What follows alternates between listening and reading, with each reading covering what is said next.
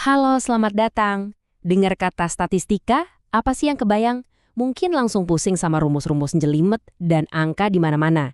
Tapi gimana kalau saya bilang, statistika itu sebenarnya kayak kacamata super canggih, alat yang bisa mengubah data yang acak-acakan, kayak titik-titik ini, jadi petunjuk yang jelas buat kita ngambil keputusan penting. Nah, dalam beberapa menit ke depan, kita akan bedah semua itu dengan cara yang santai dan gampang dicerna. Oke, ini dia peta perjalanan kita. Kita mulai dari dasarnya dulu, kenalan sama bahan bakunya, terus kita lihat ada dua wajah utama statistika, dan terakhir yang paling seru, kita belajar gimana caranya ngelihat cerita di balik data. Yuk kita langsung mulai aja petualangannya. Oke, kita masuk bagian pertama, dunia data dan statistika. Hal pertama yang penting banget buat dipahami adalah bedain antara ilmunya dengan angka hasilnya. Kelihatannya sepele, tapi ini kuncinya. Coba deh perhatiin. Mirip banget kan? Cuma beda satu huruf A di belakang. Sebelah kiri ada statistika. Anggap aja ini adalah cara mainnya, ilmunya, atau ya resepnya buat ngolah data. Nah, yang di kanan, statistik tanpa A. Itu adalah hasilnya, angkanya.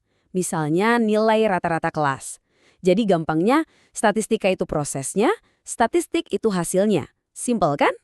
Nah, setelah kita tahu bedanya, sekarang kita kenalan sama bahan bakunya. Apa sih yang dimasak sama statistika? Jawabannya adalah data. Dan data ini kita dapetin dari yang namanya populasi dan sampel.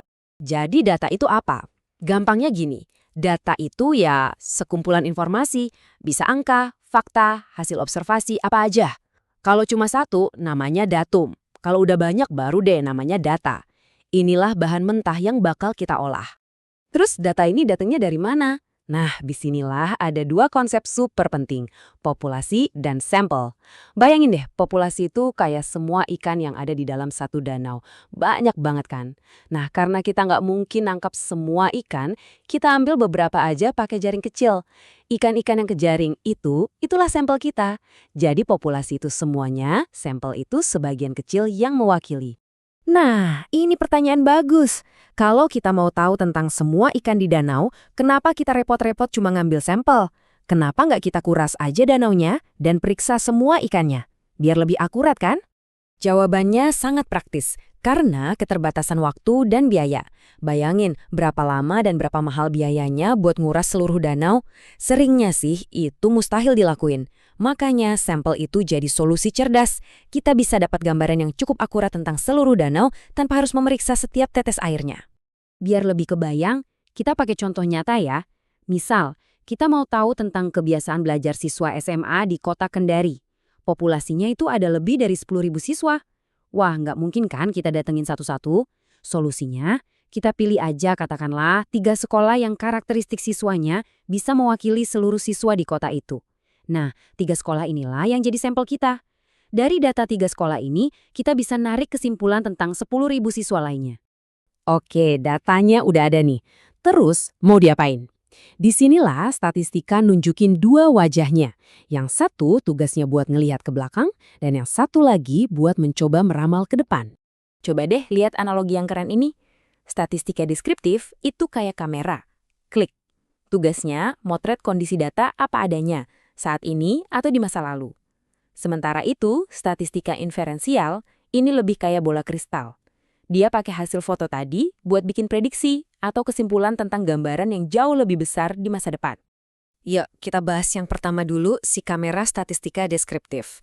Fokusnya simpel, cuma meringkas dan ngegambarin data yang kita punya. Jadi kalau ada pertanyaan kayak, berapa sih nilai rata-rata matematika di kelas ini? Nah, itu kerjaannya statistika deskriptif. Tujuannya cuma satu, ngasih kita potret yang jelas tentang apa yang udah terjadi. Nah, sekarang kita pindah ke si bola kristal. Statistika inferensial. Ini levelnya lebih tinggi. Dari data sampel 3 sekolah tadi, kita bisa coba nebak, kira-kira ada bedanya nggak ya nilai siswa di sekolah negeri sama swasta di seluruh kota Kendari? Kita pakai data kecil dari sampel buat bikin kesimpulan tentang populasi yang super besar.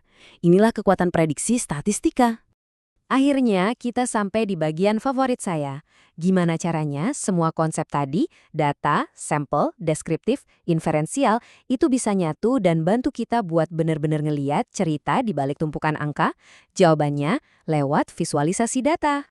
Ini alur kerja yang biasa dipakai, namanya Exploratory Data Analysis atau EDA. Prosesnya logis banget kok.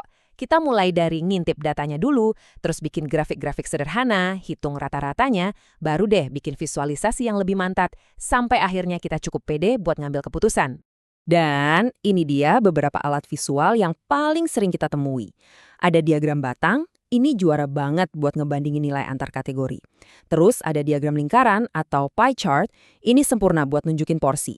Mana yang paling besar, mana yang paling kecil. Kelihatannya simpel, tapi kekuatannya luar biasa. Sekarang kita kenalan sama alat yang sedikit lebih canggih, namanya box plot. Yang bikin box plot ini spesial adalah dia nggak cuma nunjukin sebaran data kita, tapi dia juga jago banget jadi detektif buat nemuin yang namanya outlier. Lihat deh, titik-titik kecil yang ada di luar kotak utamanya, nah itu dia si outlier. Jadi, outlier itu apaan sih? Gampangnya, outlier itu data yang aneh sendiri. Nilainya beda jauh banget dari teman-temannya yang lain. Kenapa ini penting buat dideteksi? Karena satu data aneh ini aja bisa bikin semua perhitungan kita jadi kacau, bisa bikin rata-rata jadi nggak mencerminkan kenyataan. Jadi nemuin mereka itu langkah yang krusial banget. Pada akhirnya, semua proses yang udah kita obrolin dari tadi, ngumpulin data, nentuin sampel, pakai deskriptif dan inferensial, sampai bikin visualisasi yang keren, itu semua ngerucut ke satu tujuan utama. Supaya kita bisa berdiri dan ngambil keputusan yang lebih baik, lebih cerdas, dan lebih berdasar. Jadi, inti dari semua ini sebetulnya adalah ini. Kekuatan statistika itu bukan di rumusnya yang bikin pusing, tapi di kemampuannya menyederhanakan sesuatu yang rumit. Dia ngasih kita ringkasan visual yang gampang dimengerti, yang jadi landasan kita buat ngambil keputusan yang valid dan akurat. Sebagai penutup, saya mau ninggalin satu pertanyaan buat Anda renungkan. Coba bayangin deh, kalau Anda bisa ngelihat cerita di balik data yang ada di sekitar Anda setiap hari, entah itu di kerjaan atau kehidupan pribadi. Kira-kira, keputusan hebat apa yang bisa Anda buat selanjutnya?